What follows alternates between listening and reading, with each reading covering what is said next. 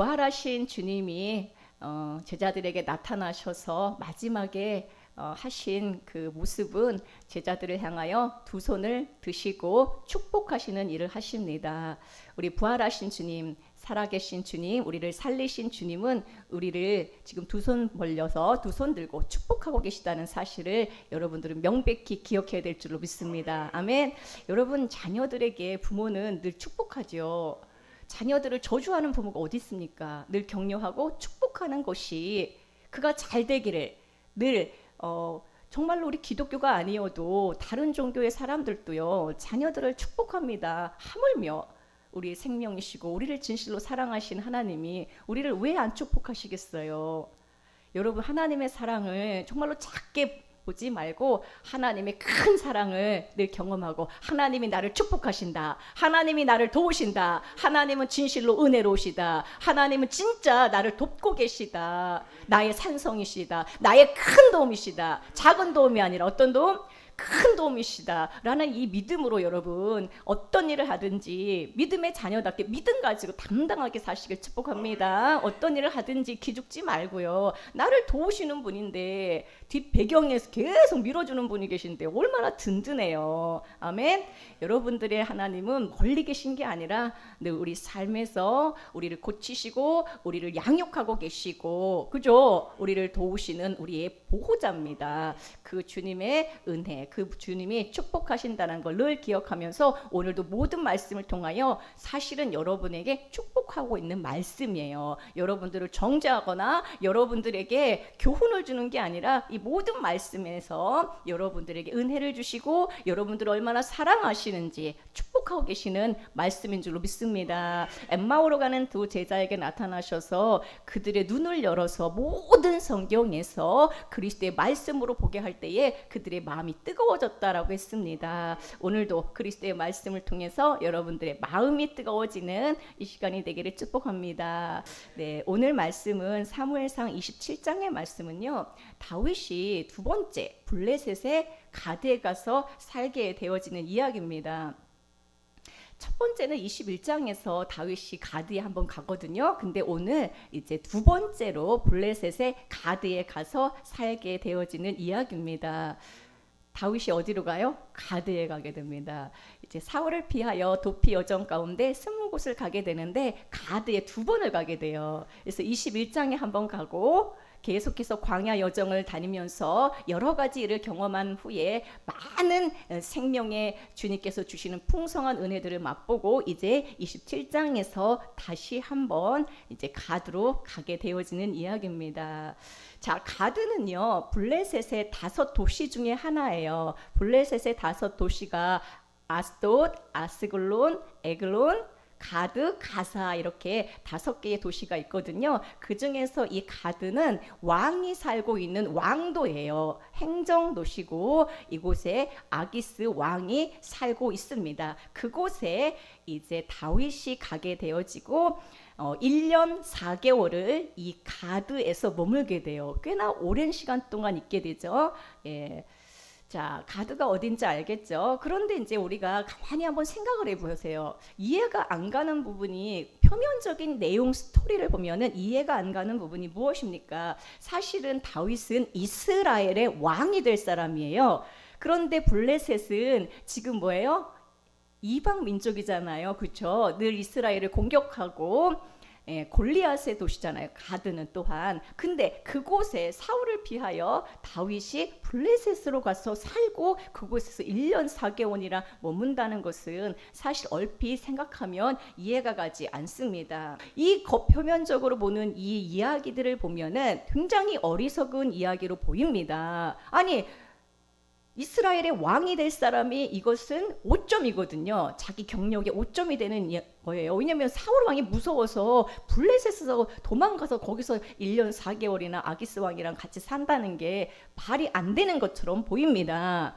자, 그러나 이것은 이 안에 하나님의 놀라운 섭리와 계획하심이 있다라는 것을 우리는 늘 보아야 됩니다. 때로는 우리의 상황이 이럴 때가 있거든요. 그러나 하나님의 계획하심을 통하여 이 가드에서 1년 4개월 동안 엄청난 일을 경험하게 되고 이곳에서 주님이 허락하신 놀라운 풍성한 열매들을 거두게 됩니다. 자, 그러므로 우리가 생명을 길을 걷는 우리들에게 이 모든 말씀은 선물 같은 말씀이고 축복의 말씀들이에요. 그냥 다윗이 블레셋 왕 가드에게 가서 1년 4개월이나 살았대. 블레셋 왕 가드가 시글락이란 도성을 줘서 거기서 살았다는 그런 단순한 이야기가 아니라 우리 생명길을 걷고 있는 우리들에게 주시는 이 말씀은 선물이고 축복인 줄로 믿습니다. 아멘. 자, 21장에 보면은 이전에 다윗이 가드에 갔다는 말씀이 분명히 기록되어 있어요. 그날에 다윗이 사울을 두려워하여 일어나 도망하여 가드 왕 아기스로 가니, 이게 첫 번째 이제 가드로 간 이야기죠. 자, 27장 2절에도 오늘 읽은 말씀에 보니까 다윗이 일어나 함께 있는 사람 600명과 더불어 가드 왕 마옥의 아들 아기스에게로 건너가니라. 그래서 이게 두 번째 가드로 간 이야기입니다. 자, 가드로 간 이유가 뭔지, 어떤 유익이 있는지, 하나님은 어떤 계획을 가지고 다윗이 이곳을 가게 하셨는지 우리는 그 궁금증을 가지고 오늘 말씀을 듣기를 원합니다. 자, 그러므로 예수 그리스도가 이 안에서 어떤 일을 하시는지 우리는 보게 될 것입니다. 먼저 우리는 가드라는 이 말이 어떤 뜻인지 예전에 한번 여러분 나누었는데, 가드로 가잖아요. 이 가드라는 도시의 이름의 뜻은 두 가지가 있어요. 우리가 이제 우리나라 말도 배가 있는데 타는 배가 있고 먹는 배가 있고 여기 배가 있잖아요. 하나의 그냥 똑같은 발음인데 의미가 막 두 개, 세 개 있는 것처럼 이 가드도 뜻이 두 가지가 있어요. 하나는 말하다라는 뜻이 있고 또 하나는 포도주 틀이라는 뜻이 있습니다. 한마디로 이 가드라는 도시는 무슨 도시냐? 말의 도시예요. 말의 도시. 우리는 사실은 말의 도시에 살고 있죠. 여기 가도 말, 저기 가도 말, 서로, 그렇죠?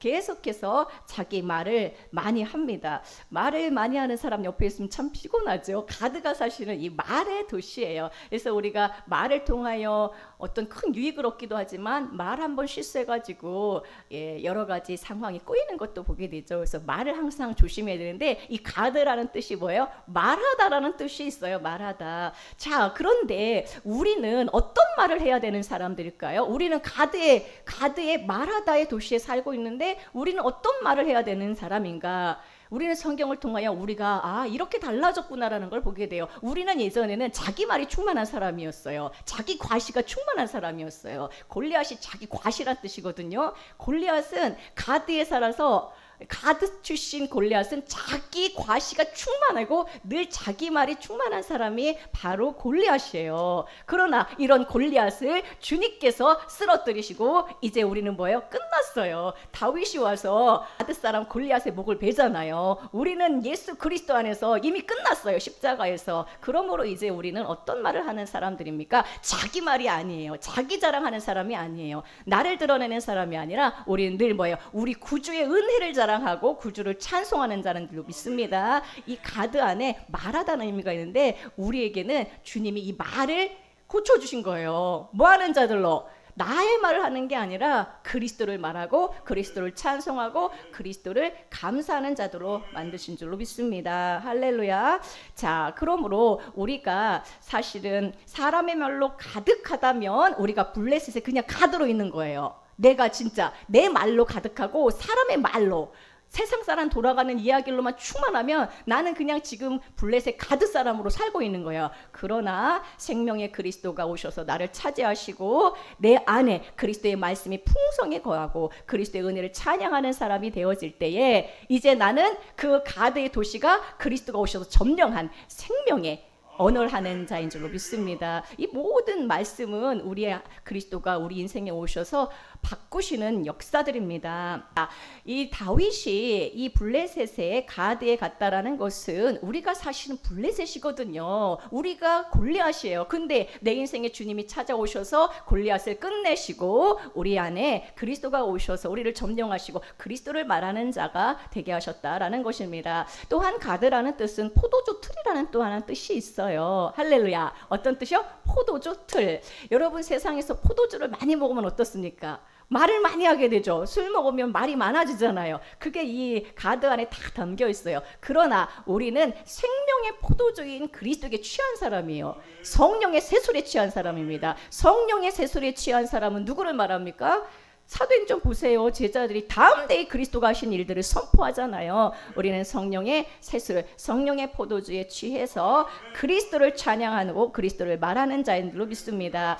가드만 두 가지 뜻이 있는 게 아니라 이 아기스, 가드왕 아기스도 두 가지 뜻이 있어요. 아까 말씀드린 것처럼 우리나라도 밤이 있는데 먹는 밤이 있고 밤이 있잖아요. 이것처럼 아기스라는 이 그 안에 두 가지 뜻이 있어요. 자, 어떤 뜻이냐? 하나는 뱀이란 뜻이고요. 또 하나는 뱀하고 완전히 이제 반대되는 뜻인데 형제라는 또 뜻이 있어요. 자, 그래서 아기스 하면은 한 면에서는 뱀이고 이렇게 보면은 또 형제고, 사람의 존재가 한 면에서는 뱀이고 한 면에서는 형제인 거예요. 자, 뱀은 어떤 역할을 합니까? 물죠. 예. 그러니까 교회 안에서도 무는 사람이 있어요. 독을 뿜어내는 사람이 있어요. 늘 그리스도의 은혜를 말하는 사람이 있고 늘 절망을 쏟아내고 어둠을 쏟아내는 사람이 있어요. 그래서 다른 사람을 막 무는 사람이 있고, 다른 사람을 또 뭐예요? 이간질하는 사람이 있고, 다른 사람을 물어서 상처를 내는 사람이 있죠. 그러니까 우리 안에 이 두 가지 면이 있어요. 아기스로서 한 면에서는 뱀의 역할을 할 때가 있고, 한 면에서는 형제로서 권면하고 세우고 사랑하는 그런 존재로 살 때가 있는데, 여러분 모두는 형제인 줄로 믿습니다. 아멘. 우리 뱀은 끝났어요. 뱀의 머리를 밟으셨습니다. 자, 그래서 우리 안에 있는 이 아기스에 있는 한 면, 이 뱀의 모든 문제를 처리하시고 우리를 그리스도의 형제 되게 하신 것이죠. 자, 다윗은요 생명의 그리스도를 상징해요. 생명의 그리스도. 또한 우리가 그리스도 안에서 우리가 이처럼 전진되어지는 과정을 말합니다. 그리스도가 우리에게 오셔서 이 모든 생명의 이 광야 여정을 통하여 우리를 마침내는 그리스도의 이 놀라운 왕권을 가진 생명과 은혜가 왕 노릇하는 자로 우리를 만들어 가시고, 우리를 통하여 주님이 새로운 역사를 쓰시는, 우리를 통하여 일하시는 그런 내용들이거든요. 한 면에서는 생명의 그리스도고 한 면에서는 그리스도와 연합한 우리의 모습을 또한 말씀해 주고 있습니다. 자, 다윗은 하나님 나라 왕국을 세우잖아요. 그러므로 이제 왕 중의 왕이신 그리스도가 지금 어디에 오신 겁니까? 블레셋의 가드에 왔어요. 가드. 근데 21장에 보면은 이 블레셋의 가드의 아기스 왕이 처음에 다윗이 왔을 때 다윗을 어떻게 대우했는지, 자, 뭐라고 합니까? 아기스가 그의 신하들에게 이 다윗을 향하여 이 사람이 미치광이로다. 처음에 이래요. 이 사람이 뭐예요? 미치광이라는 거예요. 어찌하여 그를 내게로 데려왔느냐라고 말합니다. 아기스가 다윗을 어떻게 봐요? 미치광이라고 봅니다. 또한 15절에 보면은 내게 미치광이가 부족하여서 너희가 이 자를 데려다가 내 앞에 미친 짓을 하게 하느냐? 이 자가 어찌 내 집에 들어오겠느냐라고 말합니다. 자, 여기 보세요. 가드왕 아기스가 다윗을 향하여 어떻게 말해요? 이 사람이 미치광이라는 거예요. 그의 눈에는 다윗이 어떤 사람으로 보입니까? 미친 사람으로 보이는 거죠. 그 다음에 미친 사람을 왜 데려왔느냐라고 합니다. 미치광이가 내게 부족하냐라고 말합니다. 여기서 미친 사람이 누구예요? 지금 다윗입니다. 다윗을 향하여 아기스가 이렇게 말하는 거예요. 뱀의 입을 가진 아기스가 이렇게 말을 합니다. 미친 사람이 부족해서 나에게 데리고 왔느냐. 자, 이것을 잘 한번 보면요, 우리에겐 사실 진짜 미친 사람이 부족해요. 여러분 더 미쳐야 됩니다. 아멘. 그리스도가 나에게 더 오셔서 더 오셔야 돼요. 여러분 진짜 예수 그리스도가 내 안에 오셔서 나를 예수의 미친 사람 되게 해야 됩니다. 더 오셔야 돼요. 여기 보니까 예수님 향하여 뭐라고 다윗을 향하여 뭐요? 네가 미치광이라고 그랬죠? 그리스도 안에서 우리가요, 예수의 생명을 가진 우리가 세상 사람이 볼 때는 우리를 때로는 미치광이로 봅니다. 근데 이 사람이 뭐라고 그래요? 여기서 보니까 미친 사람이 부족하여 내게 데려왔느냐, 내 집에 어찌 들어오겠느냐라고 하죠. 우리 주 예수 그리스도는 사실은 마가복음에 보면은 그 형제들에게도 미친 사람 취급을 당해요. 우리 마가복음 3장 21절에 보니까 예수의 친족들이 듣고 그를 붙들러 나오니 이는 그가 미쳤다 하밀러라. 이는 그들이 말하기를 더러운 귀신이 들렸다 하밀러라. 예수님은 진짜 미친 사람 취급 당했어요. 예수님이. 그래가지고 더러운 귀신 들렸다고 이렇게까지 취급을 당하셨습니다. 자, 이것은 무엇을 말합니까? 블레셋 왕 아기스의 이 말은 예수 그리스도가 이런 과정으로 블레셋으로 우리가 있다면은 이렇게 우리가 예수 그리스도를 이렇게 이해한다는 거예요. 또한 우리가 그리스도 안에 있을 때 우리를 세상 사람들이 볼 때 우리를 또한 이렇게 본다라는 것입니다. 우리는 그리스도이든 아니면 생명의 사람이든 사실은 미친 사람으로 보인다는 거예요. 이게 사실은 정상이에요. 미친 사람으로 보여야 돼요. 누구한테 비춰? 예수에게 미친 사람으로 사실은 보여야 돼요. 예수님 이시든지 아니면 예수 안에 있는 우리들이든지 이렇게 보인다라는 것입니다. 그리고 또한 우리에게 부족한 것이 있다라면 덜 미쳤다라는 거예요. 생명의 새술인 포도주에 덜 취했다라는 거예요. 진짜 취하려면 제대로 취해야 돼요. 할렐루야. 미치지 않은 것이 부족한 거예요, 여러분들. 진짜 신앙생활은 예수에게 미쳐야 돼요. 더 미치기를 축복합니다. 저는 이게 저의 소원이에요. 예수 그리스도에게 더 미치기를 원합니다. 이 미친 사람이 우리 집에 들어오겠느냐? 이 미친 사람이 여러분 집에 들어가야 돼요. 예수 그리스도가 여러분 심령에 더 들어가야 되고 여러 가정에 들어가야 되고 우리 교회에 더 들어오셔야 돼요. 할렐루야. 그리스도가 침투해 오시는 과정을 우리에게 또한 말해주고 있습니다. 예수님은 우리에게 들어오셨죠. 이 말씀 진짜 신비한 말씀이에요. 그리스도의 말씀은 나를 미치게 하는 말씀들이고 미친 것을 더 가까이 오게 하십니다. 미친 것이 사실 부족하다고 하셨는데 그 미친 분이 다시 우리 집안에 계속해서 들어와서 우리를 점령해야 됩니다. 사실은 아기스가 이 다윗을 못 본 거예요. 이 다윗이 누군지를 몰라요. 그러니까 미치광이라고 하는 것이죠. 여러분 예수 그리스도를 똑똑히 보고 그분 안에 더 잠기고 그분이 더 우리 인생의 집에 들어와야 되는 줄로 믿습니다. 할렐루야. 자, 그런데 21장에서는 다윗을 향하여 미치광이라고 그랬고 이 미친 사람이 우리 집에 절대 못 들어와 이랬거든요. 그런데 21장에서 22, 23, 24, 25, 26 이 모든 과정을 거친 후에 마침내 27장에서 두 번째 블레셋 가드 왕에게 다윗이 갔을 때는 완전히 역전된 반대되는 모습을 우리에게 보여줍니다. 놀라운 반전이죠. 27장에 보면은 미치광이 취급했던 그 다윗과 아기스가 동거하고 있다라고 말하고 있어요. 정확히 그렇게 나옵니다.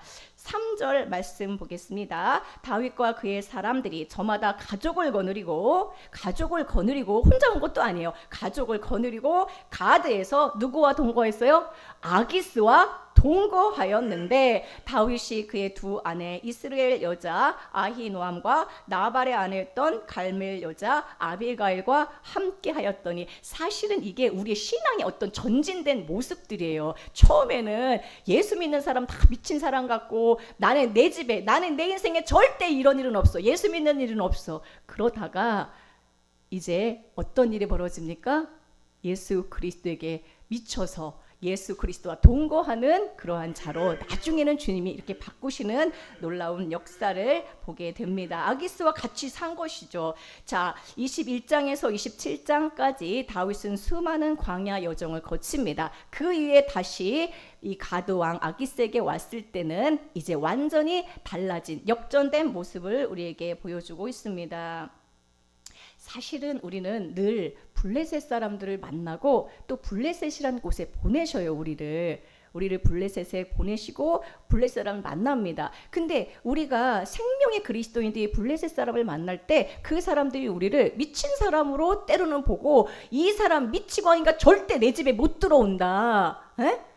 이렇게 차단하거든요. 그런데 우리가 생명의 그리스도인으로 이런 모든 광야 여정 가운데 주님이 단련시키시고 완전히 그리스도인으로 충만한 인생을 살 때에 블레셋 집에 들어가도요 주님께서 이렇게 바꾸시는 놀라운 역사를 우리에게 보여주고 있습니다. 사실은 교회에 보면은 블레셋 같은 사람이 들어와요. 블레셋 같은 사람들이. 그래서 이 교회는 뭐 예수만 이렇게 말해. 다 예수에 미친 사람들 아니야? 나는 좋은 말씀 들으러 왔는데 뭔 예수 얘기밖에 안 해. 이렇게 거부하다가도 주님께서 우리를 더 주 안에서 충만하게 하시고 생명의 이 사역자로 든든히 서갈 때에 이 모든 블레셋 사람들을 점령해서 마침내는 그들과 함께 동거하는 놀라운 역사를 펼치신다는 것입니다. 자, 우리가 때로는 직장이 블레셋일 수도 있고요, 가정이 블레셋일 수도 있습니다. 거기에 악의성이 있어서 나를 무시하죠. 거기에서 나를 미친 사람 취급하기도 합니다. 그러면서 나는 절대 미치지 않을 거야, 내 집에는 들어올 수 없어, 철벽을 쌓고 나를 밀어냅니다. 사실 저도 이제 전도를 하다 보면은 절대 나는 예수 안 믿을 거야 막 철벽을 치는 분들이 있어요. 예수 믿으면 큰일 나는 것처럼 그렇게 거부하고, 아, 저 멀쩡한 사람이 왜 저렇게 이 대낮에 일도 안 하고 저렇게 가면서 어리석게 보일 수가 있거든요. 그래요, 안 그래요? 전도하다 보면 그래요. 사람들이 나를 미치광이 취급하고 철벽을 치고 절대 나는 예수 안 믿을 거야 하는 사람들이 있습니다. 그런데 21장과 27장이 우리에게 은혜를 주는 거예요. 복음인 거예요. 왜냐하면 27장에서는 뭐예요? 가드왕 아기스와 다윗이 동거한다라는 놀라운 말씀을 우리에게 보여주고 있습니다. 할렐루야. 자, 3절에 보니까 진짜 가족은 거느리고요, 아기스와는 뭐예요? 동거하고 두 아내와는 뭐 했다고 합니까? 함께 했다라고 말하고 있습니다. 다시요. 자, 다윗이 가족은 거느리고요, 그죠? 가족은 거느리고 가드왕 아기스와는 동거하고 두 아내와는 뭐 했어요? 함께 하였다라고 말하고 있습니다. 자, 거느리고 동거하고 함께 있고, 거느리고 동거하고 함께 있고, 이것이 그리스도인의 사실은 삼중의 신분입니다. 그리스도와 우리의 상중의 신분의 관계를 말하고 있는데요, 주님과 함께하는 세 가지 면을 말하고 있어요. 우리는 그리스도의 가족으로서 함께하죠. 함께 주님이 우리를 거느리고 계십니다. 주님이 우리의 가족이죠, 그죠? 가족과 함께 하잖아요. 거느려주고. 그런데 또 한면에서 우리가 가드왕이고 우리가 블레셋 사람이지만 주님이 우리와 뭐예요? 함께 살고 계신 거예요. 그러나 우리의 최종 목적은 그리스도의 신부로서 그리스도와 연합하여 함께 사는 것이 우리의 최종 목적입니다. 그러나 이 모든 게 다 은혜예요. 내가 자녀로서 함께 거주하는 것도 은혜이고, 나 같은 자를, 아기스와 같은 나를, 뱀 같은 나를 형제로 받아주셔서 함께 살고, 그러나 아직 혼인관계는 아니에요, 동거라는 거는. 그러나 우리의 최종 목적은 그리스도의 신부로 연합하여 그분과 함께 하는 것입니다. 얼마나 놀라운 말씀인지 몰라요. 자, 근데 이제 다윗이 이곳에 간 목적은 너무 신비로워요. 우리 이후에 보면은, 그러니까 성경은 여기만 보면 안 돼요. 전체를 봐야 되는데 왜 보내셨을까? 왜 이런 스토리가 기록되었을까? 사무엘하 15장에 가면은, 사무엘하 15장은 어떤 내용이냐면요, 아들 압살롬에 의해서 이제 쿠데타가 일어나고 다윗이 쫓기거든요. 다윗이 도망가는 이야기인데, 이제 사울에게 쫓기는 게 아니라 아들에게 쫓기는 그 모습이 사무엘하 15장의 내용인데, 자, 그곳에 보면은 압살롬에게 쫓겨서 피신 갈 때에 다윗과 함께하고 의리를 지킨 사람들이 나오는데, 누가 나오냐면요, 거기 보니까 가드 사람 이때와 가드 사람 오벳에돔이 나옵니다. 사무엘하 15장 18절 말씀에 보면은 그의 모든 신하들이 그의 곁으로 지나가고 모든 그렛 사람과 모든 블렛 사람과 및 왕을 따라 가드에서 온 모든 가드 사람 600명이 왕 앞으로 행진하니라. 지금 다윗과 함께한 사람 누가 있어요? 가드 사람 600명이 있어요. 가드 사람 600명. 아들도 지금 반이고 이스라엘 사람도 따르지 않는데 가드에서 온 가드 사람 600명이 다윗과 함께하고 있습니다. 19절에 보면은 그때 왕이 가드 사람 이때에게 이르되 어찌하여 너도 우리와 함께 가느냐. 자, 가드 사람 이때와 가드 사람 오벳에돔은 끝까지 다윗과 함께한 사람들로 기록되어 있습니다. 아들도 반역하고 이스라엘 사람들은 오지도 않는데 누가 함께하고 있어요? 다윗과? 가드 사람이 몇 명이나 있습니까? 600명이나 있는 거예요. 600명. 이 사람들은 언제 얻어진 자들입니까? 21장에 갔을 때에, 27장에 갔을 때에 1년 4개월 사는 동안에 다윗이 블레셋에 가서도 생명의 그리스도인으로서 능력 있는 삶을 살아갈 때에 주님께서 이 모든 사람, 블레셋 사람인데 골리앗의 도시에 살고 있었던 사람인데, 자기 말로 충만했던 사람인데, 뱀과 같은 사람들이었는데, 그 사람들을 주님께서 다 점령하셔서 얻게 하시고, 이제 다윗에게 지금 이처럼 다윗 곁에서 늘 다윗과 함께하는 사람들로 주님이 바꾸셨다라는 것을 우리에게 소망으로 보여주시고 있습니다. 다윗은 가드에서 이들과 함께하면서 그리스도 안에 있는 내적 생명과 신앙을 보여준 것이죠. 그러니까 우리를 블레셋에 보내세요. 아기스 같은 사람 만나게 하세요. 나를 미친 사람 취급하고 내 인생 진짜 예수 안 믿어, 내 인생에 미치광이 못 들어와, 이렇게 취급당하고 이렇게 모욕적인 멸시를 당하지만 이 모든 과정 가운데 우리가 생명의 그리스도인으로서 서 있고 그 안에서 주님이 사역하게 하셨을 때 마침내는 그들을 얻게 하신다는 놀라운 복음인 줄로 믿습니다. 저는 이 말씀이 굉장히 어려우면서도 큰 은혜였어요. 왜 그렇습니까? 늘 우리 주변에는 블레셋 사람들 천지거든요. 교회 안에도 블레셋 사람이 있고요, 나가면 다 블레셋 사람이고요, 저를 미친 사람 취급하고요, 예수쟁이, 예수에 미친 사람. 여러분들은 그렇게 취급 안 하죠. 왜냐면 같이 미쳤으니까. 예수가 좋은 사람들만 모였으니까. 근데 주님께서 이 모든 과정을 통하여 가드 사람 600명을 얻게 하신다는 거예요. 할렐루야. 우리에게 소망인 줄로 믿습니다. 그러므로 직장에서 여러분들 블레셋 사람을 만나도 늘 생명 안에서 사랑의 그리스도의 모습, 용서하는 모습, 우리가 이제 보진 않았지만 26장에 보면은, 24장에 보면은 엔게디에서도 하길라에서도 늘 사울을 용서하고 용납하고 관용하는 모습을 보여주거든요. 그럴 때 주님이 사람을 얻게 하시고 그들을 변화시키시고 마침내는 주님을 찬송하는 인생 되게 하십니다. 자, 2절에 보면은 다윗이 가드로 일어나 내려갔다고 말하고 있어요. 27장 2절에 보세요. 다윗이 일어나 이랬거든요. 따라 볼까요? 일어나. 자, 가려면은 여러분 일어나야 가죠. 근데 굳이 다윗이 일어나서 아기스에게 갔다 가거든요. 굳이 뭐 일어나라는 표현을 왜 쓴가? 이걸로 히브리어로 찾아보면 쿰이라는 단어예요. 쿰. 따라하겠습니다. 쿰. 여러분, 쿰이라는 단어가 어디에 써 있습니까?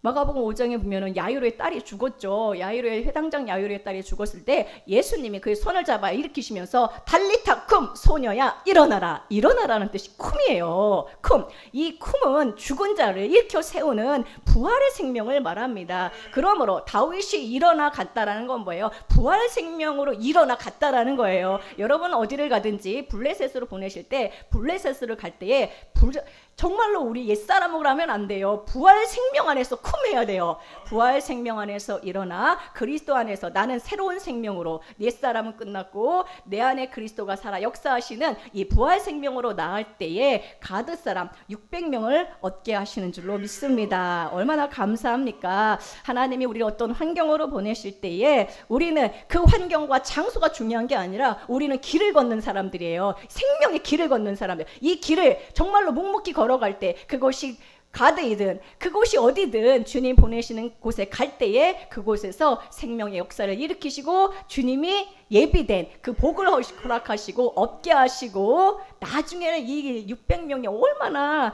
다윗이 다시 이 압살롬 쿠데타를 제압하고 다시 왕국을 튼튼히 세울 때 얼마나 기둥 같은 역할을 했겠습니까? 그러므로 지금 내 환경이 블레셋 가드에 있고 나를 미친 사람 취급하고 내가 정말로 이 모든 상황 가운데서 소망이 안 보이더라도 주님께서는 21장과 27장 사이에 여러 군데의 이 광야 여정을 경험하면서 나를 단단하게 하시고 재련시키셔서 마침내는 이 모든 사람을 얻게 하신다는 놀라운 은혜의 복음인 줄로 믿습니다. 할렐루야.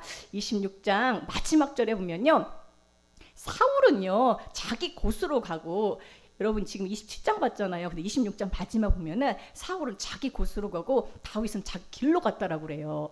사울은 장소가 중요한 사람이에요. 그러나 우리는 장소가 중요한 게 아니에요. 환경이 중요한 사람이 아니에요. 우리는 주님이 허락하신 생명의 길이 있습니다. 아멘.